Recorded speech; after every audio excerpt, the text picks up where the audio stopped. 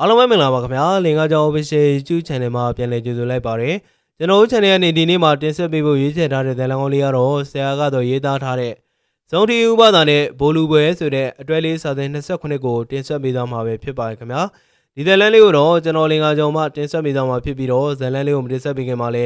ကျွန်တော်ရဲ့ channel လေးကိုလည်း like and subscribe ပြုလုပ်ပေးထားကြဖို့အတွက်တောင်းဆိုလိုက်ပါရစေခင်ဗျာခံစားနားဆင်အားပေးကြပါအောင်ခင်ဗျာလောင်သားမှုနဲ့ကျုံတဲ့အကိုကြီးကအိမ်ရှိမှာထိတ်တွန်း3ရက်လောက်ခန့်မိနေတာပေါ့ဗျာအကျုံကတော့ဘာမှဖြစ်ပေမဲ့အကိုကြီးကတော့တော်တော်ကြေကွဲနေတာဗျဘာဖြစ်လို့လဲဆိုတော့မကြီးကအိမ်မောကနေဆင်းသွားလို့လေဗျမကြီးကလည်းမမှားပါဘူးအကိုကြီးလောင်သားထက်လို့ရင်အိမ်မောကနေဆင်းပြီးတော့ပြန်မပေါင်းတော့ဘူးလို့ဝန်နေပေးထားပြီးသားဟုတ်ဗျမှားတာတော့အကိုကြီးအဲ့လေကျုပ်လဲပါသဘောဗျအမေကတော့ကျုပ်တို့ထမင်းနေပါလေလာကြွေးပါလေဒါပေမဲ့အကိုကြီးကတော့မျက်နှာသေးကြီးနဲ့မှုန်တေးကြီးကိုထိုင်းလို့ဗျစားပါသားကြီးရဲ့စားပါစားကြုံမေယာထွင်းကြုံမရှိတော့ကျုပ်ဘလို့နေရမှာလဲဗျလင်းနေမေယာရှာနေသွားမလို့ပါသားကြီးရဲ့မင်းထိတ်တော့ကနေလို့တော့သူ့ကိုသွားပြန်ခေါ်ပေါ့အမေကပြောရင်းနဲ့ဒေါသထွက်လာတယ်ဗျအဲ့ဒါနဲ့အိမ်ရှိမှထိုင်နေရင်လွှဲတောင်းနေတဲ့အဖေကိုမျက်စောင်းထိုးကြည့်ပြီးတော့ဒီလူကြီးကလည်းတမောက်ကိုသားသမီးအိမ်တော်ရေးစင်မပြေဖြစ်နေရတော့မှထိတ်တော့အမိရခတ်ထားသေးတယ်အဖေကလည်းအမေကိုလှမ်းကြည့်ပြီးတော့မတန်းမင်းပြောတာငါကြားတယ်နော်ကွာဘာလဲမင်းကမင်းသားတွေအပြစ်လုပ်ထားကြတော့မမြင်မဲနဲ့ငါထိတ်တုံးခတ်တော့ကြတော့အပြစ်မြင်ချင်းနေတာလားကွာအဖေကထားငေါတော့အမေကဘာမှပြန်ပြောပဲနဲ့ပါဇက်ကပေါ့စီလောက်နေတယ်အဖေကတော့သူ့အကွက်ဝင်လာလို့အမေကိုဖိဟောက်ချင်တယ်ထင်ပါဗျာအေဒီမမတန်မင်းသားတွေထိတ်တုံးခတ်ခံရတာဘယ်သူလုပ်လို့လဲကွာဟမ်ဒီတို့ဘာသာအပြစ်လုပ်လို့ထိတ်တုံးခတ်ခံရတာမဟုတ်လားငါချွေးမအိမ်မောနေဆင်းသွားတာလေသူမမဟုတ်ဘူးမင်းရဲ့သားအကြီးကောင်ကိုချွေးမလေးကတခါတည်းအပြစ်ပြောထားပြီးသားနောက်ထပ်လောင်းသားလုံးရဲ့အပြတ်ပဲလို့ကျင်းမောင်းထားရင်လည်းဒီကောင်လေးကမနေနဲ့မထိုင်နဲ့ဖြစ်နေတာမဟုတ်လားကွာခံသန်းကွာခံသန်းဒီတစ်ခေါက်တော့ဘလို့အကြောင်းပဲရှိကြည့်မင်းတို့9ရက်ပြည့်အောင်ထိတ်တုံးခတ်မယ်ကွာအဖေကဒေါ်နဲ့မော်နဲ့ပြောပြီးတော့အန်တကြီးချင်းနဲ့ဗျအဲ့ချိန်မှာကာလာသားကောင်းကိုမရခြံဝိုင်းတဲ့ကိုပြေးလောက်ဝင်လာတယ်ဗျအော်တကြီးကအိမ်မဟုတ်ဗျကျုပ်ပြန်တကြီးရွာထဲရှိမလားဆိုပြီးတော့ပတ်ရှာခဲ့သေးတာဗျအေးဟေးအိမ်မှာပဲနေပြီးတော့ဟိုဒူးတိုက်သားနှစ်ကောင်ကိုစောင့်နေရတာဟာအဖေကပြောရင်းနဲ့ကျုပ်တို့ညီကိုမျက်စာပြပြလိုက်သေးတယ်ဗျအကိုမြင့်ကအဖေချိန်မှာဝင်ထိုင်လိုက်တော့အဖေကဟိုဒါနဲ့မောင်းမြင့်မင်းအပြေးတစ်ပိုင်းနဲ့ဘာဖြစ်လာပြန်လာလဲကွာဟိုမြိုင်သားဖလားပွဲကရှေ့တစ်ပတ်ထဲကိုစားတော့မယ်တဲ့ဗျဟေးမစောင်းလုံးလားကွာမင်းဟာဟုတ်တယ်တကြီးအရင်နှစ်ကနောက်ကြမှာလို့တော့မိုးမိပြီးတော့ဟိုမိုးတဲလေတဲကိုကန်နေကမောက်ကမတွေဖြစ်ကုန်တယ်မဟုတ်လားအဖေကခေါင်းညိတ်တယ်ဗျဟိုအဲ့ဒါရွာအတွက်လက်ရွေးတင်ဘောလုံးသင်းဖွဲ့မလို့တကြီးမှလာပြီးတော့ခွင်တောင်းတာပါဖွဲ့ပေါ်ကွာမင်းရလဲဖွဲ့တာအေးမကြည့်ဘူးတကြီးရဲ့ရွာဘောလုံးသင်းကအဓိကကစားသမား2ယောက်လိုနေလို့ဗျအဲ့ဒါကိုမင်းကကျုပ်တို့လက်ညှိုးထိုးပြီးတော့ပြောတော့အဖေကတော်တော်လေးစဉ်းစားကြက်တဲ့ပုံနဲ့စဉ်းစားနေတယ်ဗျကျုပ်တို့ကလည်းဒီအခွင့်အရေးမှာလက်လွတ်ခံလို့ဘယ်ဖြစ်ပါမလဲဗျကျုံတဲ့ကိုကြီးကလည်းလေပင်လေးတွေထောင်းပြီးတော့အဖေကိုအားကိုကြီးနဲ့ကြည့်နေကြတာပေါ့အဖေကအမှန်တမ်းပြောရင်ကျုပ်တို့လွှတ်ချင်မမရဘူးဗျလို့ပါတကြီးရဲ့ဒီကတော့ရွာအတွက်မို့လို့တကြီးကိုပြောရတာပါမနေ့ကတမ်းမြရွာနဲ့၄သိန်းအစ်စ်မှာရှုံးခဲ့တဲ့ရှုံးကြီးကိုပြန်ဆက်ချင်လို့ပါဗျပြီးတော့ဒီနေ့တော့ဖလားရအောင်ယူပြမယ်ဗျတကြီးသားတွေကိုလွတ်ပေးပါဗျာဟိုတကြီးမကျင်းနဲ့ဘောလုံးပွဲပြီးတော့ပြန်ချုပ်ပေါ့မဟုတ်ဘူးလားနောက်ဆုံးတော့အဖေကခေါင်းကိုဖြည်းဖြည်းချင်းညှိလိုက်တယ်ဗျကျုပ်တို့ညီကိုဆိုရင်ဝင်းသားလို့လက်ခုပ်လောဝါးတွေထတီးမိတယ်ဗျအဖေကထိတ်တုံးကိုခတ်ထားတဲ့တော်ရဲကိုယူလာပြီးတော့ကျုပ်တို့ရှိမှလာရဲလိုက်တယ်ဗျဟိုးနကောင်မင်းတို့ငါတိတ်ပြီးတော့လွတ်ချင်လို့တော့မဟုတ်ဘူးကွာဒါပေမဲ့မြိုင်သားဖလားကဒုရအတွက်ဂုံဆောင်နိုင်မှာမို့လို့သာလှုပ်ပေးလိုက်ရတာမင်းတို့မှချုပ်ရက်4ရက်ကျန်သေးတယ်ဘောလုံးပြိုင်ပွဲပြီးရင်ဒီချုပ်ရက်တွေကိုပြန်ခံရမယ်ကြားလားကျုပ်တို့ကလည်းခေါင်းကိုစက်ကနေညှိလိုက်တာပေါ့ဗျာအဖေကထိတ်တုံးကိုဖြုတ်ပြီးတော့ကျုပ်တို့ကလည်းဝင်းသားအားနဲ့မတ်တက်ထားရလိုက်ကြတယ်အကိုကြီးကပစိုးပြန်ဝဲလိုက်ပြီးတော့ငါကတော့ဒီအခွင့်အရေးကိုစောင့်နေတာကြားပြီမနစ်ကငါတို့ရှုံးတော့တမ်းမြေရွာကောင်တွေလှုပ်ပြသွားတဲ့အခွက်တွေကိုခမမှတ်မိတယ်မဟုတ်လားကိုမြင့်သိမှတ်မိတာပေါ့ကွာအဲ့တော့မိုးသားမရောရင်ငါတို့နိုင်တယ်ကွာအခုနေ့တော့ငါတို့တွေကဒီကောင်တွေကိုရှုံးကြေးပြန်ဆက်ကြမယ်ဒါအပြင်မြိုင်သာဖလားကိုငါတို့ရရအောင်ပြန်ယူပြမယ်ကွာကျုပ်လည်းအဖေကိုကြည့်လိုက်ပြီးတော့ဟုတ်တယ်အဖေလက်ထက်မှာတော့မြိုင်သာဖလားကိုကျုပ်တို့ရွာကိုသေလာနိုင်အောင်ကြိုးစားမယ်အဖေကလည်းစိတ်တက်ကြသားတယ်ထင်တယ်ဗျာအေးလောက်ကြစမ်းကွာဖလားသာရလို့ကတော့မင်းတို့ညီကိုထိတ်တိုးတန်နဲ့လှုပ်ပေးမယ်ပြင်စူကြီးလဲချမယ်ကွာကျုပ်ကလည်းအဖေကိုသေချာကြည့်လိုက်ပြီးတော့တကယ်လားအဖေဂရီးနော်အောင်မမင်းတို့ကောင်တွေကမြိုင်သာဖလားကိုရွာကိုရောက်အောင်သေလာခဲ့အဒီရောက်ရင်မင်းတို့စိတ်နှမ်းကြဖြစ်စေရမယ်ကွာကိုမင်းကလည်းကျုပ်တို့ကိုကြည့်လိုက်ပြီးတော့ကဲဟဲ့အောင်နေဟိုပြိုင်ပွဲရှေ့တစ်ပတ်ဆိုတော့ငါတို့လေးကျင်းဖို့လိုတယ်ကွာတမ်းမြရွာကောင်တွေဆိုရင်ပြီးခဲ့တဲ့လကလေးကကြိတ်ပြီးတော့လေးကျင်းနေတယ်ဆိုပဲကွာကိုမင်းပြောတာနဲ့ကျုပ်တို့တွေအားလုံးကလေကိုမင်းနောက်ကိုလက်ခဲကြတာပေါ့ဗျာဘောလုံးပွဲဆိုတာအဲ့ဒီခေတ်ကလေးကကျုပ်တို့နဲ့မစိမ့်တော့ဘူးဗျကျုပ်တို့ငယ်ငယ်တုန်းကဆိုရင်ဘောလုံးကစားနည်းကနိုင်ငံကောင်ဆောင်ကစားနည်းတစ်ခုပဲလေဗျ အဲ့ဒီတော့မြန်မာလေရင်အသင်းကအာရှမှာနာမည်ကြီးပဲမဟုတ်လား1966 1980အာရှအားကစားပြိုင်ပွဲတွေမှာလည်းဘောလုံးကစားနည်းနဲ့ရွှေတသိက်ရတယ်မဟုတ်လားဒါနဲ့မကသေးဘူးအခုနောက်ပိုင်းစီးကိန်းလို့ခေါ်ကြတဲ့ကျွန်းသွယ်အားကစားပြိုင်ပွဲတွေမှာလည်း1965 69 69 81 83အဲ့ဒီခုနှစ်တွေမှာဘောလုံးအားကစားနဲ့ရွှေတသိက်တွေကြီး9နှစ်စက်တက်ရခဲ့တာဟုတ်ဗျဒါပြင်ကိုရီးယားဖလားပြိုင်ပွဲမှာလည်း1981 82 83အဲ့ဒီ3နှစ်စက်တက်ဖလားရပြန်တာပဲကမ္ဘာဖလားခြေစစ်ပွဲတွေပိုင်းတော့မှအောင်သေးတယ်ဗျ1982အိုလံပစ်ပြိုင်ပွဲမှာလည်းအတန်ရှင်းဆုံးအသင်းစုကိုရတာတယ်မဟုတ်လားအခြားနှစ်တွေမှာလည်းချန်ပီယံရွှေတသိမ်းမရရင်တော့မှဒုတိယစုတတိယစုတွေကိုရတယ်လို့အဲ့ခေတ်ကမြန်မာဘောလုံးလောကရဲ့ရွှေခေတ်လို့တင်သားကြတယ်မဟုတ်လားဗျအဲ့လိုခေတ်မှာဘောလုံးကစားနည်းကရေပန်းစားတာတော့ပြောမနေပါနဲ့ဗျနိုင်ငံတော်ကလည်းအစိုးရကမကထလုပ်တဲ့ဒိုင်းလူပွဲဘောလုံးပြိုင်ပွဲတွေနောက်ပြီးတော့ကျေးရွာရက်ကွက်မြို့တွေအဆင့်ကိုထူကိုတန်းလုပ်တဲ့ဘောလုံးပြိုင်ပွဲတွေကလည်းအတော်များများရှိခဲ့တာပေါ့ဗျဒီပြိုင်ပွဲတွေထဲမှာကျတို့နယ်ဘက်မှာရှင်ပြိုင်မှုအမြင့်မားဆုံးပွဲကိုပြောပါဆိုရင်တော့မြိုင်သာဖလားပြိုင်ပွဲပဲဗျမြိုင်သာဖလားဆိုတာတော့မြိုင်သာမြို့အနီးကကျေးရွာတွေအားလုံးကကိုစားပြုဘောလုံးအသင်းတွေဖွဲ့ပြီးတော့ကန်ကြတဲ့ပွဲပေါ့ဗျမြိုင်သာမြို့ပေါ်ကမြို့မိမြို့ဖတွေနဲ့ဘောလုံးဝန္ဒနာရှင်တွေစုပေါင်းပြီးတော့ဖလားဖြစ်မြောက်ရေးအတွက်တစ်နှစ်ပတ်လုံးအလူခံကြရန်ပုံငွေရှာကြတာပေါ့ဗျအပြင်တော့ဘောလုံးတွေဝယ်ကြတယ်အကျန်တဲ့ငွေတွေတော့ငွေဖလားတစ်လုံးထဲမှာအပြည့်ထည့်ပြီးတော့စုရေးဖြစ်ပေးတာပေါ့ဗျဖလားရတဲ့ရွာတွေကတော့စုရေးလေးရတယ်လို့မြိုင်သာဖလားရတယ်ဆိုပြီးတော့ဂုဏ်ယူကြတာပေါ့ဒီဖလားကိုရဖို့လည်းလွယ်မမလွယ်တာပဲဗျမြိုင်သာမြို့ပတ်ဝန်းကျင်မှာရွာပေါင်း30လောက်ရှိတာဟုတ်ဗျဒီထဲမှာပြိုင်ပွဲဝင်မပြိုင်တဲ့ရွာငယ်လေးတွေကိုဖယ်လိုက်ရင်တော့အနည်းဆုံးရွာပေါင်း20 16ရွာလောက်ကဝင်ပြိုင်ကြတာမဟုတ်လားဗျရွာတွေအားလုံးကလည်းကိုရွာဖလားရွာဖို့အတွက်ရေကုန်ရေကမ်းကြိုးစားရှင်ပြိုင်ကြတာဆိုတော့အကျိတ်နယ်ပေါ့ဗျဒါကြောင့်ဖလားရတဲ့ရွာကတော့တိတ်ပြီးတော့ဂုံတက်တာပေါ့ဘောလုံးပြိုင်ပွဲပြိုင်ပြီးတော့ဖလားရတဲ့အထိမ်းအမှတ်အနေနဲ့အလှူတွေလုပ်ကြသရုပ်ဒီတာတွေကျွေးကြနဲ့အချို့ရွာတွေဆိုရင်ပွဲတွေပါတွေခင်းလိုက်သေးတယ်ဗျမြိုင်သာဖလားကျင်းပခဲ့တဲ့9နှစ်သက်တမ်းရှောက်မှာကျုပ်တို့ရွာတစ်ခါမှဖလားမရခဲ့ဘူးဗျဒါပေမဲ့မနစ်ကတော့ဆီမီဖိုင်နယ်လို့ခေါ်တဲ့၄သင်းအဆင့်ထိရောက်ခဲ့တယ်ဗျ၄သင်းပြိုင်ပွဲမှာတမ်းမြေရွာဘောလုံးအသင်းနဲ့ဆုံတွေ့ခဲ့ကြတာပေါ့ဖြစ်ချင်တော့အဲ့နေရာမိုးတွေတအားကြီးပြီးတော့ဘောလုံးကကန်တဲ့နေရာကိုမရောက်တဲ့အချိန်မှာတမ်းမြေရွာကျုပ်တို့ရွာကိုဂိုးပြက်နဲ့အနိုင်ယူခဲ့တာပါပဲဗျဂိုးပြက်ထားတော့မှ၄ဂိုးမရှိနဲ့ဂိုးပြက်ခဲ့တာဆိုတော့တမ်းမြေရွာကောင်တွေကတိတ်ကိုဝင်ကြခဲ့တာဟုတ်အဲ့ဒါတွေနဲ့ကျုပ်တို့ဖြစ်ရင်ထဲမှာမခံချင်ဖြစ်လာမိတယ်ဗျရွာကလာသားတွေစုပြီးတော့အသင်းဖွဲ့ကြတာပေါ့ဗျဘောလုံးအသင်းက17ရောက်ဆိုပေမဲ့အရန်လူနေနဲ့နောက်ထပ်4-5ရောက်ထပ်ခေါ်ပြီးတော့16အောင်နီးပါးလောက်ဖွဲ့ရတာပေါ့အဲ့ဒီခေတ်တုန်းကတော့အသက်အရွယ်အကန့်အသတ်မထားပါဘူးဗျာကြီးကြီးငယ်ငယ်ရွယ်လဲလဲတက်လုံကောင်းပြီးတော့အမောခံနိုင်တယ်ပြေးနိုင်တယ်ဆိုရင်တော့ဘောလုံးအသင်းတွေကိုပါရတာပဲဒီထဲမှာကျောက်ကထိတ်ဆုံးอ่ะပေါ့ဗျကျောက်ကအပြေးဘလောက်မြန်နေဆိုတာခင်ဗျားတို့လည်းသိမှာပေါ့ဗျာဘောလုံးသမားတွေစုပြီးဆိုတာကိုကြားလိုက်တော့ရွာတွေကလူတွေအကုန်လုံးကဝိုင်းအောင်လာကြတော့တာပဲဗျာဘောလုံးအသင်းထဲမှာပါရတဲ့လူဆိုတာတကယ်ကိုအားကောင်းပေါင်းတဲ့ယောက်ျားတွေမဟုတ်လားဗျအရင်တော့ရွာလူတွေကဘောလုံးသင်းတွေကလူတွေကိုကြည့်ပြီးတော့ပါသင်းမပါသင်းဆုံးဖြတ်ကြတယ်မောင်ပိန်ကပိန်ညောင်ယိုးနေတာပဲဟဲ့ပြီးတော့သူ့မှာပန်းနိုင်ရချက်ကလည်းရှိသေးတယ်ဆိုတော့ပြေးနိုင်ပါမလားမောင်ပိန်ကိုမခေါ်နဲ့ဟုတ်ပါဟိုဘက်ကဘိုက်ပူရတဲ့ဝါလိုက်တာသူ့မှာပြေးဖို့မပြောနဲ့လမ်းလျှောက်ရင်တော့မောနေတာဆိုတော့ဘလို့လို့ကန်နိုင်ပါလဲအဲ့လိုနဲ့ရွာလူတွေကတော်တော်ပေါင်းနဲ့ဟိုလူရွေဒီလူရွေလို့ပြီးတော့နေတစ်ပိုင်းလောက်အချိန်ကုန်သွားတော့ရွာရဲ့ဘောလုံးဖွဲ့ကတရားလုံးကလက်ခံတဲ့လူတွေနဲ့ဖွဲ့ပြီးပေါ့ဗျာကျတို့ရွာအခြားအချိန်သာမစည်းလုံးရင်နေမယ်ဒီလိုအချိန်ကတော့စီးလုံးတယ်ဗျရွာတွေကလူတွေအကုန်လုံးကရွာပြင်ကိုထွက်ပြီးတော့ချောင်းတွေကသဲတွေကိုဘုံတွေတောင်းနေနဲ့တိုက်သေးကြသဗျပြီးတော့ရာခင်းတွေကမင်းကြီးတဲ့အကွက်တစ်ကွက်ကိုအဲ့သဲတွေနဲ့ဖို့ပါလေရောဗျအဲ့ချိန်မှာရာခင်းထဲမှာပဲတွေကလည်းဖော်ပြီးပြီဆိုတော့ရာတွေကအားနေပြီမဟုတ်လားသဲပုံးခံရတဲ့ရာခင်းပိုင်ရှင်ကလည်းအပြုံးမပြတ်ဘူးဗျသူ့ရာခင်းကစိုက်လို့ရတာမရတာအသာထားအရေးကြီးတာရွာဖလားရဖို့ပဲမဟုတ်လားဗျမတန်ကမိုးရင်းရောက်မှသဲတွေကိုဖောက်ကြမယ်ဆိုပြီးတော့သူကိုယ်တိုင်တော်မှသဲတွေကိုဝင်တိုက်နေသေးတာ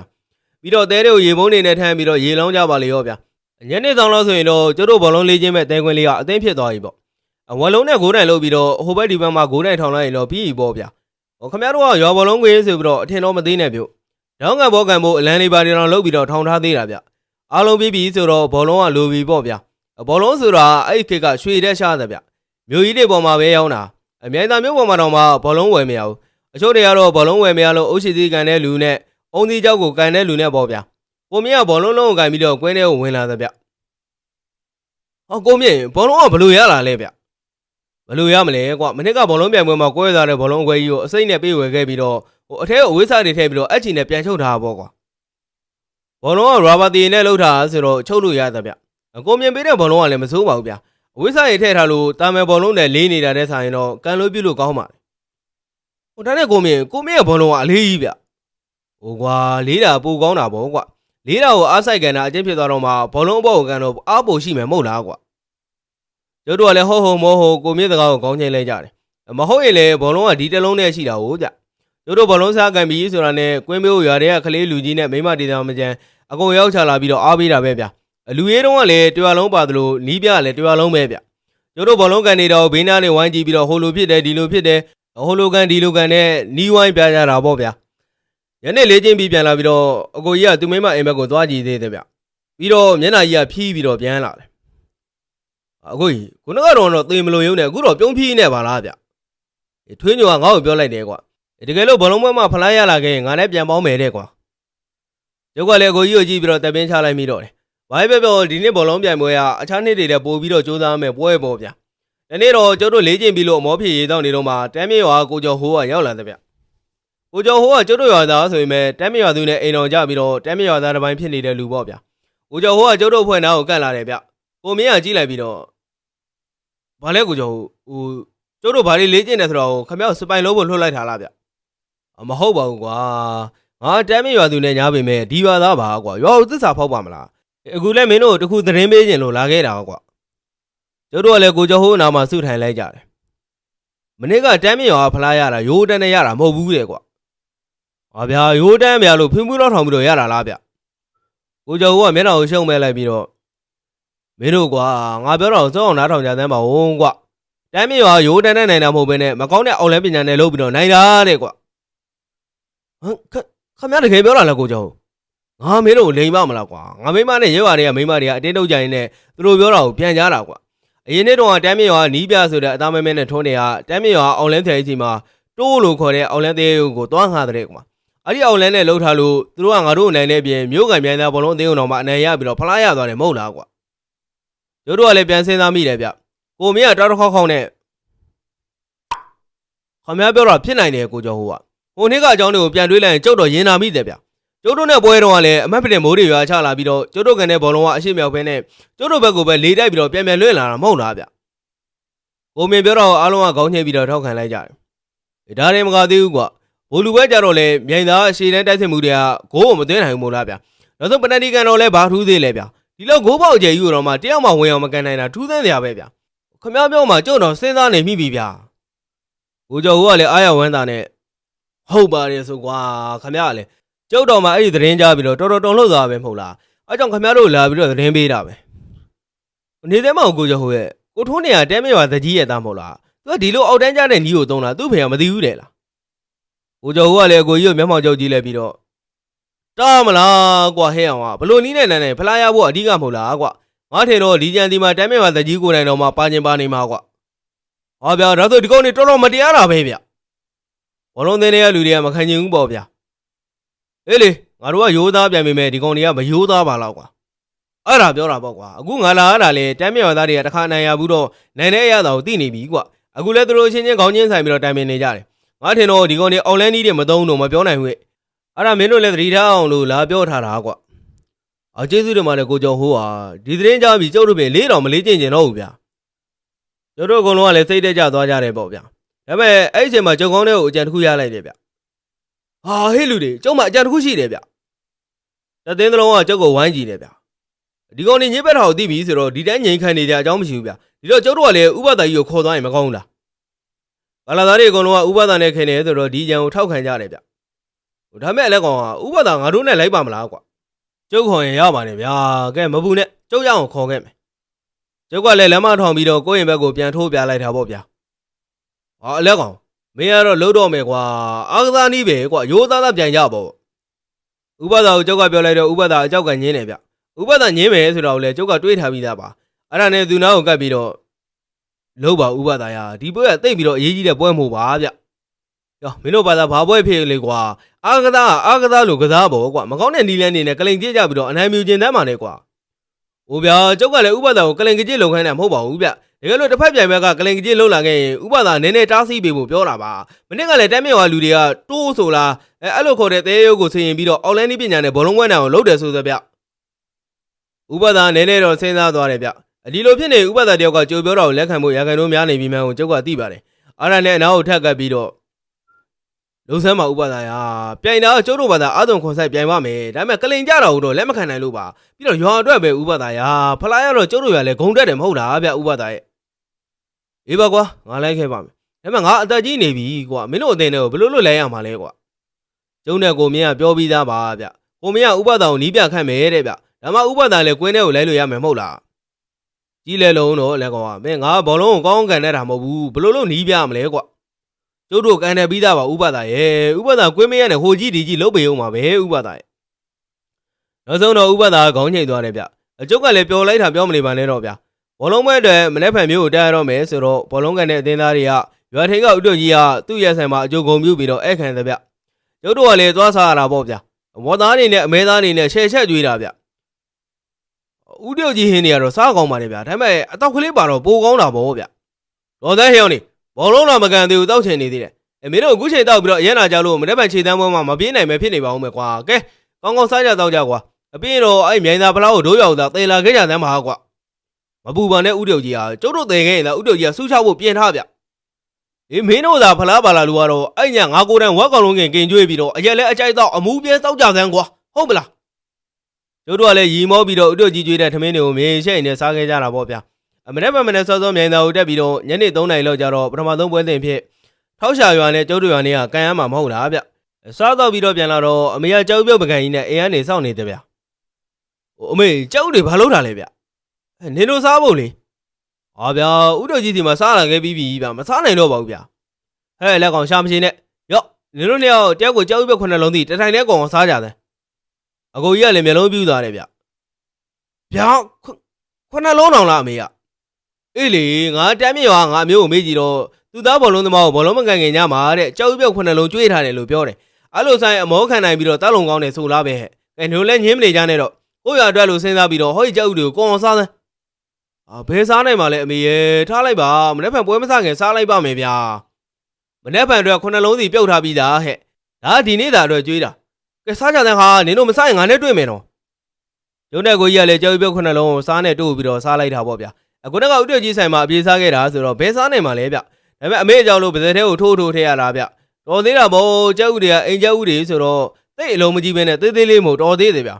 9 လုံးသလုံးကုန်သွားလို့မိဖို့ကြောင့်လည်းအမေကဝင်သွားတော့ကျတို့ညီကိုကလည်းအိမ်ချေရင်ကိုပြည့်စင်ခဲ့ပြီးတော့ပါဇက်ထဲကကြောက်ဥတွေကိုထုတ်ဝင်ကြရတယ်ပြီးတော့မှခက်တီတီနဲ့အိမ်ထဲကိုပြန်ဝင်လာခဲ့တယ်ဗျမင်းတို့ဥပဒေကြီးကိုနီးပြခန့်နေဆိုကွာအဖေကကျုပ်တို့ကိုမေးတယ်ဗျအဖေဆိုလိုချင်တဲ့စကားကိုကျုပ်ကနားလည်ပါတယ်ဗျဥပဒေအဆုံးမဟုတ်လားဗျဘောလုံးကြောင့်နာကိုင်းတက်လုံးမှမသိတဲ့လူကိုနီးပြခန့်နေဆိုကြတဲ့ကကျုပ်တို့မဟုတ်တာတခုကြံနေပြီလို့သိပုံရတယ်ဗျကျုပ်တို့ဖြင့်လန့်သွားတာပဲဗျအဖေကတော့ခေါင်းတင်းချင်းချင်းနဲ့အေးလေမင်းတို့ကောင်းမှထင်လို့လုပ်ကြတာပဲငါဝင်မဆက်ဖက်ပါဘူးကွာအဖေစကားရတော့အဖေကဖလားရရေးတာအဓိကဆိုပြီးတော့ဆိုလိုတဲ့ပုံပါပဲဗျကျုပ်တို့ကလည်းအဲ့ဒီညာအဲ့ရစောစောဝင်ခဲ့ပြီးတော့အိတ်ခဲကြတာပေါ့မနေ့လင်းတော့လဲတွေကအသင်းဖြစ်နေပြီဗျလဲငါးသီးနဲ့ဘောလုံးအသင်းကိုတင်ခေါ်သွားမှာအဖေကရွာလူကြီးချိုးနဲ့လည်းလဲခဲ့တာပေါ့ဗျဒါတော့မှရွာလုံးကျုပ်လိုက်ချင်သေးတာဗျအခုပွဲတွေကတိတ်အေးမကြီးတဲ့ပွဲမို့လို့အလုပ်ပြတ်ခံပြီးတော့မလိုက်ကြတာကျုပ်တို့တွေရွာတွေကနေလှင်းနေထွက်တော့ရွာသားတွေကလမ်းဘေးကနေကျုပ်တို့ကိုလက်ပြနှုတ်ဆက်ကြတယ်ဗျအဲ့ဒီချိန်ကကျုပ်တို့တွေမနေ့ပိုင်းလာဆုံးချိန်ပေါ့ဗျဖလားရမလားဆိုပြီးတော့ရွာကန်တွေကအာကိုကြီးနဲ့ကျုပ်တို့ကိုကြီးကြတဲ့အချိန်ပေါ့ကျုပ်တို့ကလည်းခါမက်ရင်ကော့ပြီးတော့မျက်နှာထားတီတီနဲ့မသိရင်စစ်ထွက်သူရဲကောင်းကြီးတွေလိုမျက်နှာဘေးနဲ့ထွက်ခဲ့ကြတာပေါ့အတူတူပြောရင်တော့အဲ့နေရာကျုပ်တို့ကနိုင်ခဲ့ပါတယ်ဗျဥပဒါတော်မှဘာမှမလုပ်ပြရပါဘူးထောက်ချရွာအသင်းကို9 ဂိုး 1 ဂိုးနဲ့နိုင်ခဲ့တော့ပွဲဥတက်လှတယ်ပေါ့ဗျမြန်သားအဖေနဲ့တီးတဲ့လူတွေရဲ့အိမ်မှာအုပ်စုလိုက်ကြီးတဲကြခုံကြတာပေါ့တဲတဲ့အိမ်တွေမလောက်လို့3 4အိမ်လောက်ခွဲပြီးတော့တဲကြရတယ်ဗျအုပ်စုစစ်နိုင်တယ်ဆိုရင်ပဲအဖေနဲ့ရွာလူကြီးတွေကတော့မျက်နှာတွေကပြုံးလို့ပေါ့ဗျပြန်ပွဲဝင်16တင်ဟာတရက်ကိုမနေ့တပွဲညနေတပွဲကန်တာဆိုတော့4 ရက်လောက်နေတော့16တင်အုပ်စုအဆင်ပြီးသွားပါလေရောဗျအမြန်သားမျိုးပေါ်မှာလည်းလူတွေကစီးကားလို့ဗျရွာလူတွေကကိုတင်းကိုအားပေးဖို့ရောက်လာကြတဲ့လူတွေနဲ့မနှဲပါဘူးဗျအချို့အသင်းတွေကရှုံးသွားလို့ပြန်ကြပေမဲ့အချို့အသင်းတွေကတော့ရှုံးသွားပေမဲ့လည်းနောက်ပွဲတွေကိုဆက်အားပေးဖို့နေခဲ့တာဆိုတော့လူကတစ်ဖြည်းဖြည်းနဲ့များတဲ့များလို့လားသဗျကျန်တဲ့8 သိန်းကို2 သိန်းစီဆိုင်တွဲပေးပြီးတော့ကန်တယ်ဗျအဲ့ဒီ8 သိန်းတွေကမှ4 သိန်းပဲကျန်ခဲ့တာပေါ့ဗျအဲ့ဒီ4 သိန်းကတော့မြို့ကန်မြိုင်သာအသင်းရဲ့တမ်းမြေရွာအသင်းအကျုပ်တို့ဇီးကုန်းရွာအသင်းနဲ့နေပန်ရွာအသင်း4 သိန်းပဲကျန်ခဲ့တော့တယ်ဗျကျန်တဲ့4 သိန်းကတော့စီမီဖန်နဲ့ပြန်ရမှာပေါ့ဗျအဲ့ဒီထဲမှာနိုင်တဲ့2 သိန်းကတော့နောက်ဆုံးဗိုလ်လူပဲကန်ရမှာပေါ့ကန်ရမယ့်အသင်းတွေကိုမဲနဲ့ရွေးချယ်တော့ကျုပ်တို့ရွာနဲ့နေပန်ရွာအသင်းတွေကတပွဲကြတာဗျတမ်းမြေရွာနဲ့မြို့ကန်မြိုင်သာအသင်းတွေကတပွဲပေါ့ဗျဒီလိုနဲ့အစင်လာရှိတဲ့ကျုပ်တို့အသင်းကနေပန်ရွာအသင်းနဲ့တွေ့ပြီပေါ့ဗျရွာလူတွေကလည်းမြိုင်သာကိုလှဲနဲ့လာကြည့်ကြတာဆိုတော့ပွဲရမြိုင်တာပေါ့ဗျနေပန်ရွာအသင်းမှာတော့ချိုတူးတို့တောင်မှမတွေ့ပါဘူးဗျအဲ့နေရာကျုပ်တို့တွေကတုံးတိုက်တိုက်ကန်ပေမဲ့ပထမပိုင်းပြီးတဲ့အထိဂုံးမသိနိုင်ပဲဖြစ်နေတယ်ဗျနေပန်ရွာအသင်းကတော့ကျုပ်တို့2 ဂိုးတောင်သွင်းထားဆိုတော့ကျုပ်တို့တွေကလည်းတော်တော်စိတ်တဲ့ကြနေပြီပေါ့ဗျစိတ်တဲ့ကြရင်လည်းကြကျင်စရာပဲဗျဒီနေ့ကြမှာကျုပ်တို့အသင်းကဘလို့ဖြစ်တယ်မသိဘူးဗျအချိတ်ဆက်တွေကလည်းပြတ်နေတယ် အလေတန်းလူကအရှိတန်းမှာလူရှိတယ်ထင်ပြီးတော့ကန်နေပေးလိုက်ခါမှာဂိုးသမားစီကိုတက်တက်ရောက်သွားတယ်ဗျဟာဗျာကိုမြင့်ခင်ဗျာဘာဖြစ်လို့အရှိကိုကန်ထဲလိုက်ရတာလဲဗျအေးကွာငါလည်းအရှိကိုလှမ်းကြည့်လိုက်တော့မင်းကိုယူတွေ့တာနဲ့ကန်နေပေးလိုက်တာကွာနောက်ပြန်ကြည့်တော့မင်းကိုယူမတွေ့တော့ဟာဗျာကိုကြီးကကွင်းလည်နားမှာလေဗျပြီးတော့တချီကြတော့လေကျုပ်ကလည်းအလေတန်းကနေဘောလုံးဆွဲယူလာပြီးတော့အကိုကြီးကိုလှမ်းပေးလိုက်တယ်အကိုကြီးကအတင်းဆွဲပြေးသွားတော့နေပယ်ရွာအတင်းရဲ့နောက်တန်းကပေါက်သွားတယ်ဗျအကိုကြီးကဆွဲပြေးနေပနဒီအေရီးယာတွေကိုရောက်တော့ဂိုးသမားနဲ့နှစ်ယောက်တည်းတွေ့တယ်ဗျအကိုသမားကလည်းဖမ်းကျင်သောနဲ့ပြေးလိုက်တော့ချော်လဲသွားတယ်ဗျဂိုးပေါက်ကြီးကတကယ်ကိုလူကြီးဖြစ်သွားတော့တာဗျအကိုကြီးကကန်လိုက်တော့သွင်းလိုက်တော့အကိုကြီးကလည်းဘောလုံးကိုအားနဲ့ကျုံပြီးတော့ကန်ထဲလိုက်တာဗျဒါပေမဲ့ဖြစ်ကျင်တော့ဘောလုံးကရှေ့တက်တက်မထွက်ဘဲနဲ့ဘေးနောက်ကိုချော်ထွက်သွားပြီးတော့ဂိုးနိုင်ဘေးကနေဖြတ်ပြီးတော့ဂိုးလုံးပေါ်ဖြစ်သွားပါလိမ့်ရောဗျကျတို့ကလည်းအကိုကြီးကိုဝိုင်းပြီးတော့အပြစ်တင်တာပေါ့အကိုကြီးကလည်းခေါင်းတစ်ခါခါနဲ့မဟုတ်ဘူးကွာငါကန်တော့ကန်လိုက်တာပဲဘောလုံးကလိုဝမရောက်ဖဲနဲ့ချော်ထွက်သွားတာကွာကျတို့ဂိုးပေးလိုက်ရတာကိုလည်းကြည်အောင်ဗျအနေပြရွာကန်ရင်နဲ့ဂိုးလုံးပေါ်ဖြစ်သွားတော့ကျတို့ဂိုးသမားဖမ်းပြီးတော့နောက်တန်းလူစီကိုလှမ်းပေးပါလေရောဗျဖြစ်ကျင်တော့ဂိုးသမားပေးလိုက်တဲ့လူကတစ်ဖက်အသင်းကရှေ့တန်းကစားသမားဖြစ်နေတယ်ဗျအဟိုလူကဂိုးသမားသတိမမူမိခင်မှာဒိုင်းကနေပြေးလာပြီးတော့ကန်ထက်လိုက်တော့ဂိုးထဲကိုတန်းဝင်သွားပါလေရောဂိုးသမားလည်းယူကျုံမြဖြစ်နေတယ်ဗျအသူပြောတာတော့အဲ့လူကိုကျတို့အသင်းကလူလို့မြင်လို့ကန်ပေးလိုက်တာဆိုပဲဗျအဲ့ဒါနဲ့ပထမပိုင်းတော့ဥပဒါကျတို့ရေလာတိုင်ရနေပယ်ရွာကတော့ထုံးတဲ့အတိုင်းပဲဟေ့ဘာလဲဗျဥပဒါကြီးမဟုတ်မလို့ဆုံးမြင်တာတွေတုံးထားလို့လားသိသေးကြတာပေါ့ကွာသူတို့ကစားသမားတွေရဲ့လက်ကောက်ဝိတ်တွေမှာအဆောင်တွေကိုဝစ်ထားကြတယ်ကွာအဲ့ဒီအဆောင်တွေကြောင့်သူတို့တွေကတာမန်နဲ့ပို့ပြီးတော့အမောခံတက်လုံကောင်းနေတာဟာဗျာဒါဆိုဥပဒါတခုလုံးပြီးလို့မရဘူးလားဥပဒါကြီးရဲ့ဥပဒါသူကွင်းကိုယူလိုက်ပြီးတော့ကွန်းသီးတွေကို10သိန်း15သိန်းလောက်ယူလိုက်ပြီးတော့ပဇန်သားကိုကတ်ပြီးတော့မန်းမဟုတ်လိုက်တယ်ဗျပြီးတော့ကျုပ်ကိုကွန်းသီးသိန်းတွေကိုပေးပြီးတော့ကဲအဲ့ကွန်းသီးသိန်းတွေကိုတယောက်တစ်သိန်းငုံပြီးတော့သာကန်တန်းကွာဒီကောင်တွေအဆောင်ချက်တွေပြီးအောင်ငါလုပ်ပေးထားတယ်ကျုပ်ကလည်းဥပဒါပြောတဲ့တန်းကွန်းသီးသိန်းတွေကိုပဇန်ထဲငုံပြီးတော့ကွင်းထဲကိုပြန်ဝင်လာခဲ့ကြတယ်ဗျအဒုတိယပိုင်းမှာတော့ကျုပ်တို့လောကကန်ရကောင်းလာတယ်ဗျဒုတိယပိုင်းမှာနေမယ်ကျုပ်တို့အသင်းက၄ဂိုးသွင်းနိုင်ပြီးတော့နေပယ်ရွာအသင်းကိုအနိုင်ရခဲ့ပါလေရောဗျနေပယ်ရွာအသင်းကကစားသမားတွေတော့မှကျုပ်တို့ကိုမကျေနပ်ဘူးဗျသူတို့အနိုင်ရပြီလို့အပိုင်တက်ထားတဲ့ပုံပဲကျုပ်တို့ကလည်းပျော်လိုက်တာမှလွန်ပါလေရောဗျအဒီတိုင်းဆိုရင်တော့ဖိုင်နယ်ဗိုလ်လူပွဲကိုကျုပ်တို့ကတက်ခွင့်ရပြီလေဗျပွဲပြီးလို့ဒန်လူကြီးကခရမှုတ်လိုက်တာနဲ့ကျုပ်တို့ကလည်းရွာလာအားပြီးတဲ့လူအုပ်ထဲကိုပြေးပြီးတော့ခုံပေါက်ကြတာပေါ့ဗျအမေဆိုရင်ပျော်လို့ဗျအဖေမျက်နှာကြီးကတော့ဖြီးနေတာတော့ပြောမနေပါနဲ့ဗျဗဇက်ကနေရွက်ကိုတက်ချိတ်ထားသလားမှတ်ရတယ်ဗျအမေကျုံမကြီးကသူ့သမီးနဲ့လာအားပေးတယ်ဗျအကိုကြီးကလည်းသူ့နောက်ရောက်တော့တံမြာကြီးတွေဘာတွေတိုက်ပြီးတော့နဖူးကချွေးတွေတော့မှတုတ်ပေးနေလေရဲ့ဗျဘာပဲပြောအကိုကြီးတို့လင်မယားအစင်ပြေနေတာကိုမြင်တော့ကျုပ်ကဝမ်းသာမိပါတယ်ဗျအဖေဘိုလူပွဲရောက်ပြီဗျဘိုလူပွဲနိုင်ရင်ဟောဟွာစုဖလားကြီးကိုကျုပ်တို့ရပြီအေးရအောင်သာယူခဲ့တဲ့ကွာဖလားရလို့ကတော့နိုင်တဲ့အထိမ့်မှန်အနေနဲ့ရွာမှာအလှလုပ်ပြင်မယ်ကွာအဖေကကြွေးကြော်နေသေးတယ်ဗျကျုပ်တို့ကန်ပြီးတော့ညနေမှာပဲတမ်းမြောင်နဲ့မြိုင်သာမျိုးကန်အသင်းတွေကကန်ကြပါလေရောဗျအဲ့ဒီပွဲကလည်းတိတ်ပြီးတော့ကြီးလို့ကောင်းတာဗျမြိုင်သာအသင်းရဲ့နေဗျအရင်တော့တိုင်းနယ်ပြည်နယ်အဆင့်ဒီကန်ခဲ့ဘူးတဲ့ဘောလုံးသမားဟောင်းဆိုပဲဗျလက်ရှိပြိုင်ပွဲတစ်လျှောက်ကိုလည်းမြိုင်သာအသင်းကကစားပုံကစားနည်းကအတော်ဆုံးဆိုပဲဗျအချိတ်ဆက်ဆိုရင်လည်းသူတို့ကအကောင်းဆုံးပဲသူတို့နဲ့ရှင်မြန်ကစားတဲ့အသင်းတွေဆိုရင်သူတို့ကအယူလောက်ထားနိုင်တာဗျဘောလုံးကသူတို့အသင်းသားတွေ6ထောက်ထဲမှာကြီးပဲဗျသူတို့ကလည်းရေမိုးချိုးထမင်းစားပြီးတော့မြိုင်သာပွဲကြီးဖို့ဘောလုံးကွင်းကိုလာခဲ့တာပေါ့ဗျအဲ့ဒီနေကဘောလုံးကွင်းကအထူးသန်ပွဲကြီးပရိသတ်တွေနဲ့လူပြည့်နေတယ်ဗျဘောလုံးကွင်းရဲ့ပတ်ပတ်လည်မှာလည်းဈေးတိုင်တန်းတွေခေါင်းရွက်ပြထိုးဈေးသက်တွေနဲ့စီကားနေတာပဲမြိုင်သာတစ်မျိုးလုံးကမျိုးလုံးကျိုးလာအားပေးတယ်လို့တော့မှထင်ရတယ်ဗျကျုပ်တို့ကလည်းကွင်းထဲဝင်မယ်ပြင်တော့ကိုကျော်ဟိုကကြုံပေးတော့ရောက်လာတယ်ဗျပြီးတော့ဟိုဒီကြည့်လိုက်ပြီးတော့လက်ကောင်ရင်မင်းနဲ့ခဏစကားပြောကျင်တယ်ကွာကိုကျော်ဟိုရုပ်ကတခုခုတိထားတဲ့ရုပ်ဆိုတော့ကျုပ်ကလည်းသူခေါ်ရနောက်ကိုလိုက်လာခဲ့ရတယ်အကွင်းနဲ့ခက်လဲလဲကအကြော်တဲလေးတစ်ခုတည်းဝင်ထိုင်လိုက်ကြပြီးတော့ကိုကျော်ဟိုကဘေးဘီကိုကြည့်နေတယ်ဗျစိတ်ချပါကိုကျော်ဟိုရဲ့တမ်းမြောင်ပရိသတ်တွေကအခုချိန်လောက်ဆိုရင်ကွင်းထဲကိုရောက်နေလောက်ကြပါပြီဗျအေးကွာငါလည်းပြောမလို့ရေဓမ္မမှာပဲကွာဘာထူးလို့လဲဗျထူးတယ်ကွာတမ်းမြေရွာအသိန်းကြီးဗျသူတို့ရွာမဟုတ်ဘူးကွာသူများပြောတာကတော့တောင်ကျော်ရွာဘက်ကပညာတဲ့အဖိုးကြီးတဲ့ကွာဗျာအေးဒါရင်ဘယ်ကမလဲကွာအခုပွဲလဲသူတို့နိုင်မှာပဲတဲ့ကွာနောက်ပြီးတော့သူတို့ကလည်းအစီအစဉ်လုံးဖို့ကြံထားကြတယ်တကယ်လို့တမ်းမြေရွာနိုင်တော့ဒွေးရွာနဲ့ဗိုလ်လူပွဲမှာတွေ့ပြီမဟုတ်လားဘလို့အစီအစဉ်လုံးထားလဲဗျဒီလိုကွာဟိုနေ့ကလက်ဖေးအတန်ထိုင်နေဒီကောင်တွေပြောတာတော့ဒွေးရွာနဲ့မပြန်ခင်မှာဗိုလ်လူပွဲညမဆခင်မှာသူတို့ကဘလုံးကွင်းတောင်းကိုလက်ထိုးပြီးတော့ကွင်းထဲကိုညဘက်ဝင်မတဲ့ကွာရောက်ကလည်းမျက်မှောင်ကျုံလိုက်မိတယ်ဗျကွင်းထဲကိုဝင်ပြီးတော့ဘာလို့မလို့လဲဗျ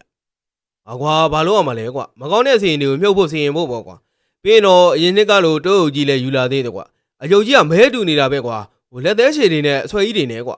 မလက်ခင်းမြင်တာနဲ့တော်တော်ကြောက်ဖို့ကောင်းတယ်လို့ငါ့ကိုပြောတယ်ကွာခမရဒါကိုဘယ်လိုသိတာ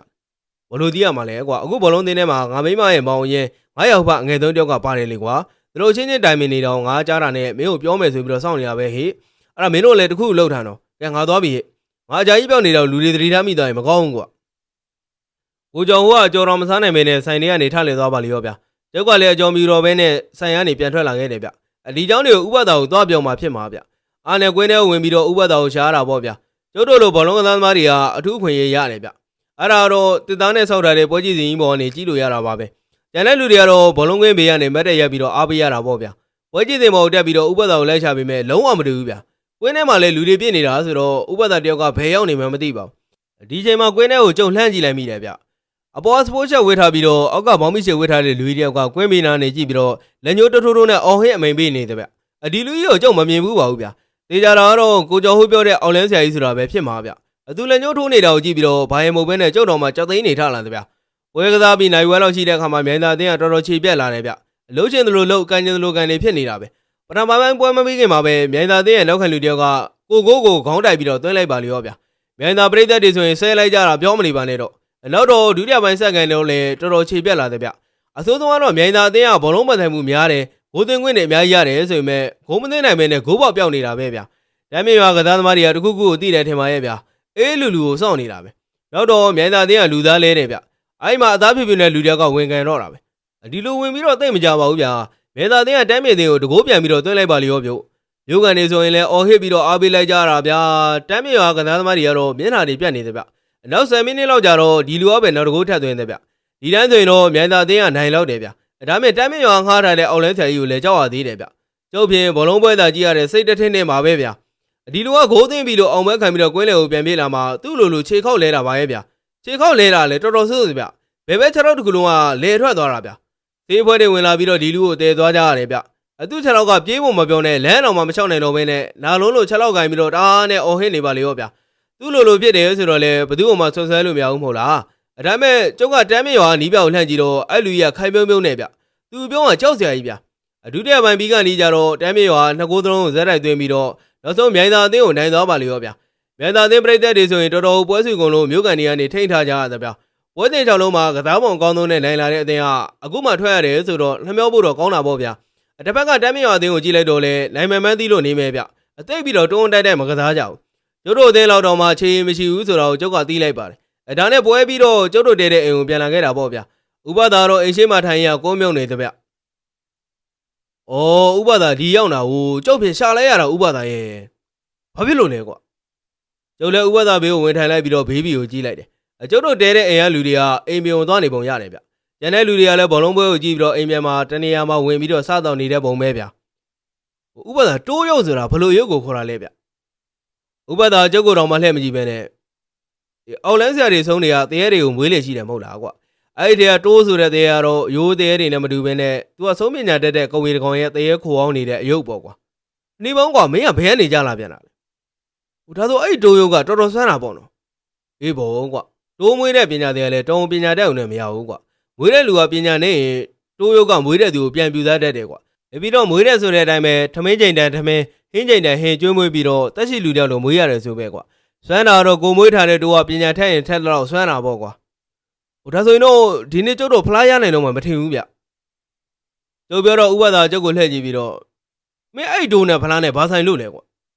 ဆိုင်တာပေါ့ဗျာအခုတမ်းမြေရွာတိုးရုပ်သေးလာတယ်ပြောတယ်ဗျဟိုကျုပ်တို့နဲ့မကစားခင်ညမှာဒီကွင်းထဲကိုဝင်ပြီးတော့တိုးကောင်ကိုမြုပ်မယ်လို့သတင်းရထားတယ်ဗျဥပဒါကြီးကဥပဒါနည်းနည်းတော့ထိတ်လန့်သွားတဲ့ပုံပဲဗျနေပေါင်းကမင်းသတင်းရသေးကြလို့လားကွာဟုတ်ပါတယ်ဆိုမှဗျာကိုကျော်ဟိုးကိုယ်တိုင်လာပြောတာဗျကိုကျော်ဟိုးရောက်ပါငယ်တုန်းကအခုဘလုံးသင်းထဲမှာပါတယ်ဆိုပဲဟိုသူ့စီကနေဒီသတင်းကိုရတာနောက်ပြီးတော့သူပြောပုံရမနစ်ကလည်းကျုပ်တို့အသင်းရှုံးအောင်လို့တိုးကောင်နဲ့လုပ်တယ်လို့ပြောတာပဲဗျဥပဒါမိုးစင်မွေးတွေကျုပ်တို့ကျဲတဲ့ပေါက်နေတဲ့သူမေးသေးကိုပို့လိုက်ပြီးတော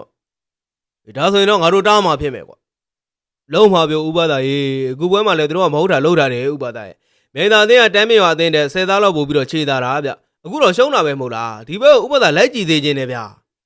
နေပေါင်းကွာတောင်ညိုရွာပညာသေးဆိုတော့ဘယ်သူများလဲကွာကျုပ်လည်းမသိပါဘူးဗျာဘိုက်ပူသားမဲမဲနဲ့အသား90လောက်တော့ရှိမယ်ထင်တာပဲဗျအာငါသိပြီဒီကောင်းနာမည်ခင်ကြရင်တယ်ကွာတောင်ညိုရွာသားပညာသေးဘောကွာအဲ့လိုအခုတမ်းမြေရွာနီးပြခန့်ထားတဲ့ဗျဘိုလူပွဲမစခင်ဆိုတော့မနေ့ဖန်ညပေါ့ကွာဘိုလူပွဲမတိုင်ခင်မှာတရားနားတယ်မဟုတ်လားကျုပ်တို့ကဘယ်လိုလုပ်ကြမလဲဥပဒါဘယ်လိုလုပ်ရမလဲကွာသူတို့ကွင်းထဲကိုမရအောင်ငါတို့ကတားရမှာပေါ့ကွာမနေ့ဖန်ညတော့အောင်းအောင်လှုပ်ထားလဲကောင်းရင်ကျုပ်လဲခေါင်းချင်းလိုက်တော့တယ်ဗျာ ဒီနေ့လဲတမ်းမြင့်ရွာပဲရမှာပဲအေးဟုတ်ပါကျုပ်တို့မျိုးကန်သေးုံတော်မှာနိုင်တယ်ဆိုတာနေသလားတော့မျိုးကန်လူတွေကြားထဲမှာဒီသတင်းကရေပန်းစားနေတာပေါ့ဗျာမနစ်ကလည်းတမ်းမြင့်ရွာပဲရထားဆိုတော့ဒီနေ့လဲရပြီလို့ထင်ကြီးပေးကြတာပေါ့တမ်းမြင့်ရွာသားတွေကတော့စောင့်ကြားနဲ့မြင်းနဲ့ချိန်နဲ့တောင်မှမထီဘူးထင်ပါတယ်ဗျာကျုပ်တို့တဲခုတဲ့အိမ်ရှင်ကကျုပ်တို့အဲ့ခံကျင်လို့ဆိုပြီးတော့မျိုးလေကတရုတ်စားတော့တိုင်မှာလိုက်ကြွေးတယ်ဗျကျုပ်တို့တသိန်းလုံးကလည်းပျော်ရွှင်ပြီးတော့လာခဲ့တာပေါ့ဗျာမထင်မဲ့ဘဲနဲ့ဆိုင်ဝင်ဝေါ့ရောက်တော့တမ်းမြင့်ရွာဘောလုံးသမားတွေနဲ့သွားတွေ့တယ်ဗျကျုပ်တို့ဆိုင်ထဲကိုဝင်လာတော့သူတို့ကဆိုင်ထဲမှာတော့ထိုင်နေပြီဗျကျုပ်တို့ဝင်လာတော့တွေ့တော့တမ်းမြင့်ရွာအသင်ကောင်းတော်ကထိုင်ကုန်ကနေဆက်ခနဲထားပြီးတော့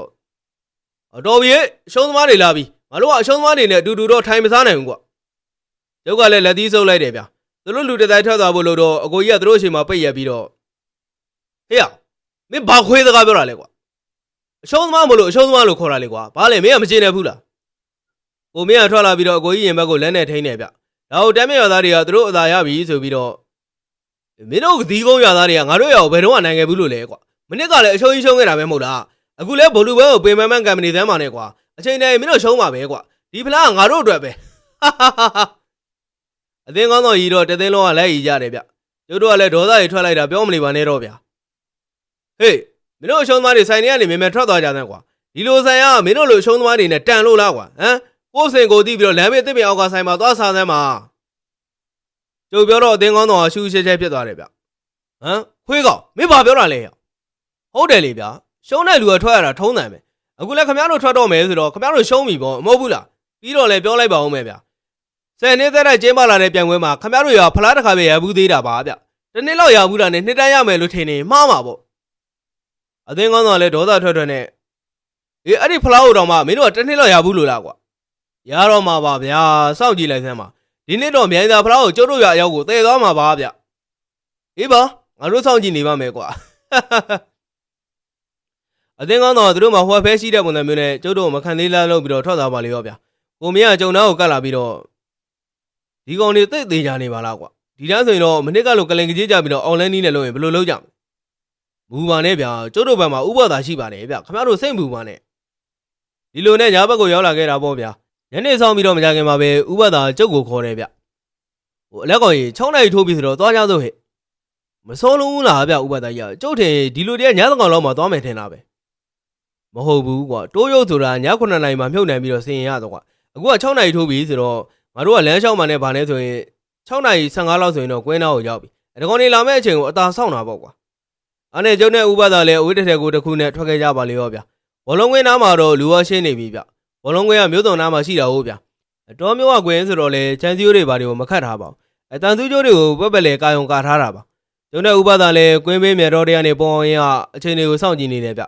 ဘောလုံးကွင်းပေးနာမှာတစ်ထက်အိမ်လေးတစ်လုံးရှိပြီးတော့အဲ့မှာဘောလုံးကွင်းဆောင်မိသားစုတွေကနေထိုင်ကြတယ်ဗျဥပဒေတန်သူကျိုးအသာဟပြီးတော့ကျုပ်ကလည်းတိုးခဲ့ရတာပေါ့ဗျကွင်းထဲကိုရောက်တော့ပွဲကြည့်တင်ကြီးနောင်နာမှာပေါ်အောင်နေလဲကြတော့တာပေါ့9နာရီတော့မထိုးသေးပေမဲ့အမှောင်တူကဖုံးလာပြီဗျနောက်တော့ဘောလုံးကွင်းတကားနားမှာမီးရောက်နေတက်လက်လက်တွေးတာနဲ့ကျုပ်တို့ကလည်းပေါ်အောင်နေလိုက်တာပေါ့ဗျထင်းတဲ့အတိုင်းပါပဲဗျဘောလုံးကွင်းတော့အရှိကနေဝင်လာပြီးတော့အနောက်ကနေတမ်းမြေရွာအသင်းကောင်းဆောင်ထွန်းနေရဲ့နောက်ပြီးတော့ခင်ကြိုင်းဆိုတဲ့အော်လန်းဆရာကြီးရဲ့ရောက်လာပါလေရောသူတို့လက်ထဲမှာလည်းဂုံဒီတလုံးကိုကင်ထားတယ်ဗျထွန်းနေကအိတ်ထဲကပတ်စံတွေကိုထုတ်ပြီးပေးလိုက်တော့ကွင်းဆောင်ကပြန်ထွက်သွားပါလေရောဗျသူတို့နှစ်ယောက်ကလည်းကွင်းလေလောက်ကိုရှောက်လာကြတယ်ကျုံတဲ့ဥပဒေပွဲကြည့်တင်ပေါ်အားဆိုတော့ဒီလူတွေလုံးသမျှကိုအတိုင်းသားမြင်တွေ့နေရတာပေါ့ဗျကွင်းလေကိုရောက်တော့ထွန်းနေကဂုံဒီအိတ်ထဲကပေါက်ပြားတို့လေးလက်ကိုထုတ်လိုက်တယ်ဗျအပြီးတာနဲ့ကွင်းလေကောင်ကိုတူးတော့တာပဲဗျတူးလို့တော်တော်ရောက်တော့ဥပဒေကျုပ်ကိုလက်ကုပ်ပြီးတော့ကွင်းထဲကိုဆင်းသွားနဲ့သူ့နောက်ကနေလိုက်ခဲ့ပါလေရောဟိုလူနှစ်ယောက်ကသူ့အောင်နဲ့သူဆိုတော့ကျုပ်တို့လာတာကိုသတိထားမိပုံမရဘူးဗျထွန်းနေတော်ပြီဥခင်ချန်ပြောဆိုပြီးတော့ဂုံဒီအိတ်ထဲကတိုးကိုဆွဲထုတ်တယ်ဗျအတိုးက2000လောက်ရှိတယ်ဗျကိုကျော်ဝင်းပြောတဲ့အတိုင်းလက်သက်ရှိရှိကြီးတွေနဲ့မိသေးတုံးကြီးလိုမဲတူနေတာပါရဲ့ဗျမျက်လုံးနှလုံးကတော့ဖြူဖြူကြီးနဲ့အပြူသားဗျဟဲ့လူတွေခင်ဗျားတို့ဘာတွေတူးနေကြတာလဲရွှေတင်ဝင်တွေကဒီဘောလုံးဝင်းထဲမှာရှိမလားဗျဥပဒေအော်ရင်းနဲ့အရှိကိုတိုးသွားတော့ဒီလူမျိုးကဥပဒေနဲ့ကျုပ်တို့ကိုတန်တော်နဲ့ကြည့်နေကြပါလေရောဗျခင်ဗျားတို့ကဘာလာလို့တာအောင်မအဲ့ဒီမင်းကိုငါတို့ကမေးရမှာကွာမင်းတို့နှစ်ယောက်ကကွင်းလက်ကောင်တွေကိုဘာလာလုပ်နေကြတာတော့ကွာသူတို့ကဘာမှတော့မပြောနိုင်တော့ပါဘူးဗျဥခင်ညာသူ့လက်ထဲမှာကင်ထားတဲ့တိုးရိုးရဲ့ကြောကုန်းကိုလက်နဲ့တပုံပုံပုတ်ပြီးတော့တိုးကောင်ရင်ဒီလူမျိုးကိုရှင်းဟဲ့ပြီးရင်တခါတည်းအစားပြောက်လိုက်စမ်းကွာသူ့လက်နဲ့ပုတ်ပြီးတော့မကြပါဘူးဗျတိုးကောင်ကဖေးဖေးနဲ့ကြီးလာတယ်ဗျအပြီးတော့လူတဲလောက်အရွယ်ဖြစ်လာတယ်သူ့လက်သေးချေကြီးတွေကိုတဝင်းဝင်းနဲ့လှုပ်ပြီးတော့ဥပဒေစီကိုပြေးသွားပါလိမ့်ရောဗျ ဥပဒါအနာကိုရောက်တော့တိုးကောင်ရဲ့ရင်ဝါကိုလက်ဝါးနဲ့စောင့်တော့ထဲလိုက်တာတိုးကောင်ဟိုးနောက်ကိုအတောင်20လောက်လွင့်ထွက်သွားပါလေရောထုံးတရအန်ဟောသွားသလိုဥခင်ကြံလည်းကျိုးတို့ကိုကြည့်လိုက်ပြီးတော့အော်လက်ဆွတဲ့တော့မင်းတို့ကလည်းပညာသည်တွေကိုဥပဒါခါထောက်လိုက်ပြီးတော့လောကမှာမင်းတယောက်တည်းဒီပညာတွေကိုတတ်တာမဟုတ်ပါဘူးခင်ကြံရအလိုခမရကြုံနေမယ်တော့မသိနေပါဘူးလားတိုးကောင်ကြီးလှုပ်ဆန်းကွာဒီလူကအလားသားပဲသူ့ကိုဖမ်းပြီးတော့တိုးကောင်လှုပ်ပြင်မယ်မင်းသူ့ကိုဖမ်းမိနိုင်မင်းကိုလှုပ်ပြင်မယ်ကွာတရားကြီးကလေပေါ်ကနေပြန်တက်လာပါလေရောဗျာပြီးတော့ဥပဒနာကိုရောက်တော့သူ့ပသက်ကြီးကဟပြီးတော့စိမ့်ဖက်မဲ့အယောင်ရှိတဲ့မီးလုံးတွေကိုကျဲချလိုက်ပါလေရောစိမ့်ဖက်မဲ့မီးလုံးတွေကလေထဲမှာခဏဝဲနေပြီးတော့ဥပဒစီကိုပြေးဝင်လာပါလေရောဗျာဥပဒဟိတ်ခနဲ့អော်လိုက်ပြီးတော့တိစီပြေးဝင်လာတဲ့စိမ့်ဖက်မဲ့အလင်းလုံးတွေကိုလက်နဲ့ဆုပ်ဆုပ်ပြီးတော့ဖမ်းနေဗျလူကောင်းလောက်ရှိတဲ့အလင်းလုံးကြီးတွေကဥပဒလက်ထဲကိုရောက်တော့ပိုးဆုံးကျူးလောက်အရွယ်သေးသေးလေးတွေဖြစ်သွားတယ်ဥခင်ကြံလည်းဖြူဖြူပြားလေးတွေကိုမြေကြီးပေါ်ကိုပြစ်ချသဗျအပြားလေးတွေမြေပေါ်ရောက်တော့အပြောင်လဲလဲလေးတွေလင်းလာခင်ဗျာဘလောက်စွမ်းစွမ်းကျဲခွန်းနှလုံးစွမ်းကိုမဖောက်နိုင်ပါဘူးဗျသူပြောတာမှန်တယ်ဗျဥပဒါတစ်ချက်ငြိမ်ရသွားတယ်ဒီတော့မှဥခင်ကြံအိတ်ထဲကဆာရွက်အနီတွဲကိုထုတ်လိုက်ပြီးတော့ဟောတာတိုးဖန်းတဲ့အိမ်ပဲဗျခင်ဗျာသေပြီးတော့ကျုပ်ရဲ့တိုးကောင်ထဲမှာနေရမယ်ဗျအဲ့လိုပြောပြီးတော့ဥပဒါစီကိုပြေးဝင်ပြီးတော့ဥပဒါရဲ့မျက်နှာမှာတိုးဖန်းအင်းကိုကတ်ထည့်လိုက်တာပဲဗျကျုပ်ဖြင့်တော်တော်စိတ်ပူသွားတာဗျအင်းနဲ့ကတ်လိုက်တော့ဥပဒါကိုကြောက်ကြည့်လို့တောင်းတောင်းကြီးဖြစ်သွားတယ်ဒီတော့မှခင်ကြံကသူ့ငယ်လေးပုံကိုဆန်းပြီးတော့တချောင်းကိုထုတ်လိုက်တယ်ဗျအကဖြာချုပ်တဲ့အလိုအရှိကြီးပဲဗျအဲ့ဒီအကိုထုတ်ပြီးတော့ဥပဒါစီကိုတလန်းချင်းစီကတ်သွားပြီးတော့ဥပဒါငယ်လေးကိုအန်နဲ့ထိုးဆိုင်ဖို့ပြင်လိုက်ပါလေရောဗျအားချိန်မှာပဲဥပဒါသူ့မျက်နှာမှာကတ်နေတဲ့အင်းကိုပါးစပ်နဲ့ကိုက်ပြီးတော့ဝါးစာလိုက်ပါလေရောဥခင်ကြံခင်ဗျာအကြီးကိုကိုင်ပြီးတော့ကြောင်စီစီဖြစ်နေတယ်ဗျဘလို့လဲခင်ကြံရတိုးဖန်းတဲ့အင်းကိုဝါးစာလိုက်တော့မင်းဖန်းရစီရတာပို့ပြီးတော့လွယ်မသွားဘူးလားကွာဟေးကဲဖန်းစမ်းကွာဥခင်ကြံအန်ဟောနေတဲ့အချိန်မှာပဲဥပဒါဥခင်ကြံရဲ့အက်ကင်ထားတဲ့လက်ကိုစုပ်ကိုင်ပြီးတော့ဖမ်းလိုက်တယ်ဗျပြီးတော့နောက်လက်တစ်ဖက်နဲ့အက်ကိုဆွဲယူလိုက်တာပါရဲ့ဗျဥခင်ကြံရဲ့နဖူးမှာဇောကျွေးတွေပြန်လာတယ်ဗျပြီးတော့မလုံးပါနဲ့ဆရာကြီးရဲ့အဲ့လိုမလုံးပါနဲ့ဥပဒါအက်ကိုလက်နှစ်ဖက်နဲ့ကင်ပြီးတော့ထောက်ခနဲ့ချိုးလိုက်တော့အက်ကနှစ်ပိုင်းကျိုးသွားတယ်ဗျဒီတော့မှမိုးပေါ်ပြန်နေတဲ့တိုးကောင်ကြီးကအောက်ကိုပြုတ်ကျသွားတော့တယ်ဗျမြေပေါ်ရောက်တော့တဖြည်းဖြည်းနဲ့သေးသွားပြီးတော့ငကုံမူလအတိုင်းတိုးကောင်အရွယ်စားဖြစ်သွားတော့တယ်ဗျဟမ်မင်းကငေါ့အောင်မြတိုးဖမ်းကျင်သေးတယ်တဲ့လားဟမ်ဟဲ့အောင်ရဲ့ဥခင်ညာသူတိုးကောင်ရုပ်ကိုနှမျောပြီးတော့ကြည်နေရကုံပါဗျာဒီတိုးကောင်ရဖို့ကျုပ်ဘလောက်ကြိုးစားခဲ့ရတယ်ဆိုတော့ခမသိလားဗျမင်းလုံရဲ့အတွက်မင်းပြန်ခံရတာပဲခင်ကြာခမကိုကြုတ်တတ်မယ်မင်းမတက်ခင်မှာမင်းအောင်မင်းပြန်ပြီးတော့တာတယ်ဘလူလဲဆိုတာကိုမင်းအမေကိုအရင်မေးကြည့်စမ်းပါကွာဒီတန်ကြတော့မှဥခင်ညာမျက်လုံးကြီးပြူးပြီးတော့ဥပဒါကိုလက်ညှိုးထိုးပြီးတော့ဟိုတာတယ်ဆိုတာခမလားဗျသေကြတာပေါ့ကွာငါ့ကိုမင်းအစင်လောင်မပြောနဲ့ဝန်းရင်းမှာပညာတတ်တဲ့မင်းမေတော်မှမနိုင်ဘူးကွာဥခင်ကြံတော်တော်ထိတ်လန့်နေတယ်ဗျကဲငါ့ကိုတတ်မယ်ဆိုရင်လာသမ်းပါကွာဥခင်ကြံခေါင်းကိုတက်ခေါင်ခိုင်းလိုက်ပြီးတော့လက်အုပ်ချီလိုက်တယ်ဗျသွားပါတော့မယ်ဆရာကြီးရဲ့ကြုံမှားတာရှိရင်ခွင့်လို့ပါဗျာဥပဒါခေါင်းချိန်လိုက်ပြီးတော့အေးသွားအားကစားဆိုတာတန်တန်ရှင်းရှင်းရှင်းပြန်ရတယ်ကွာနောက်ဆိုရင်ဒီလိုကိစ္စတွေတော့မင်းဝင်မပါနဲ့တော့ကြားလားဥခင်ကြံပြေးဖို့လုပ်နေတဲ့အချိန်မှာဟေ့နေဦးကွာမင်းလူကိုလည်းခေါ်သွားအောင်လေဥခင်ကြံကိုထုံးနဲ့လက်ကိုဆွဲပြီးတော့ကွင်းထဲကနေဆွဲခေါ်ပြီးတော့ထွက်ပြေးကြပါလေရောဗျကျုံတဲ့ဥပဒါတော့ကွင်းထဲမှာရီပြီးတော့ကြံနေခဲ့တာပေါ့သူတို့ကြားခဲ့တဲ့တိုးကိုကျုပ်ကသွားကြည့်လိုက်ပြီးတော့ဒီရုပ်ကတော်တော်ရိုးဆိုးတာပဲဗျဥပဒါတိုးကိုလက်ညှိုးထိုးလိုက်တော့တိုးကဟုံးနဲ့မီးထားတော့ပြီးတော့မျက်စိချင်းမှနေမဲ့ပြာဖြစ်သွားပါလေရောဗျဥပဒါကျုပ်ကိုကြည့်ပြီးတော့ကဲလက်ကောင်ရင်ငါတောင်းဝင်ရတော့ပြီးသွားရင်တော့နိုင်ဝန်ကန်ရမှာတော့မင်းတို့တောင်းဝင်မဲ့ကွာစိတ်ချသမ်းပါဗျဥပဒါကြီးဟာစိတ်ချသမ်းပါဗျအဲ့ဒါနဲ့ပဲအဲ့ဒီကမြိုင်သာဖလားကိုကျုပ်တို့ရွာရခဲ့တာပေါ့ဗျမကောင်းတဲ့ပညာကိုအားကိုးပြီးတော့ကြိုးစားမှုမရှိတဲ့တမ်းမြေရွာအသင်းကိုကျုပ်တို့ရွာ၄ဂိုးကိုမရှိနဲ့နိုင်ခဲ့ပါလေရောဗျကျုပ်တို့ပြင်ပျော်လိုက်တာပြောမနေပါနဲ့တော့ဗျဖလားကြီးကိုကင်ပြီးတော့လှဲတိုင်းကြီးနဲ့ရွာကိုပြန်ခဲ့တာပေါ့ရွာကိုရောက်တော့ဖလားကိုကျုပ်တို့အိမ်ကိုတည်လာခဲ့တယ်ရွာသားတွေဆိုရင်ပျော်လိုက်တာပြောမနေပါနဲ့တော့ဗျအဖေဆိုရင်လည်းပြုံးလို့ဖြီးလို့ဗျဖလားနဲ့အတူတူရောက်လာတာကတော့ကြုံမကြီးပါပဲဖလားကျေးဇူးကြောင့်အကိုကြီးတို့မိသားစုကလည်းပြန်ပေါင်းဖက်နိုင်ခဲ့တယ်အကျုပ်ကလည်းထိတ်တုံးချုပ်ရဲ့ကြံတာကနေလွတ်ခဲ့တယ်ပေါ့ဗျအိမ်ရောက်ပြီးတော့မကြပါဘူးဥတုတ်ကြီးကအပြေးလွှမ်းနဲ့ရောက်ချလာတယ်ဗျကဲတို့ရဖလားရအောင်စွမ်းဆောင်ပြီးတဲ့ဘောလုံးသမားတွေတို့ငါ့အိမ်မှာစားဝဲတော့ဝဲပြင်ထားတယ်ကွာအမင်းတို့ဘိုက်ကောင်းအောင်သာစားစမ်းကွာပြီးတော့လူမန်းမသိအောင်တောက်ကြစမ်းဟုတ်ပလားကျတို့လူစုကလည်းရေးကနေអော်လိုက်ပြီးတော့ဥတုတ်ကြီးအိမ်ကိုမြန်မြန်ရောက်အောင်လို့အပြေးတစ်ပိုင်းနဲ့ပြေးထွက်ခဲ့ကြပါလေရောဗျာကျွန်တော် channel ရဲ့အခုတင်ဆက်ပေးထားတဲ့ဇာတ်လမ်းကောင်းလေးကတော့ဆရာကတော့ရေးသားထားတဲ့စောတိဥပဒံနဲ့ဘိုလူပွဲဆိုတဲ့ဇာတ်လမ်းကောင်းလေးကိုတင်ဆက်ပေးထားတာပဲဖြစ်ပါတယ်ခင်ဗျာနောက်မြောက်မှာလည်းဒီတဲ့စိတ်ဝင်စားတဲ့ကောင်းတဲ့ဇာတ်လမ်းကောင်းများကိုတင်ဆက်ပေးသွားအောင်ပါမို့ဆက်မြောက်အားပေးနှားဆင်ကြပါအောင်ခင်ဗျာနှားဆင်အားပေးကြတဲ့ပရိသတ်တယောက်ချင်းစီကိုလည်းကျေးဇူးအထူးပဲတင်ရှိပါတယ်ခင်ဗျာ ပြည်သူများလုံးပဲစိတ်ချမ်းသာခြင်းကိုယ်ကြီးချမ်းသာခြင်းနဲ့ပြည့်စုံကြပြီးတော့ဆန္ဒနဲ့ဘဝထပ်တူကြနိုင်ကြပါစေခင်ဗျာ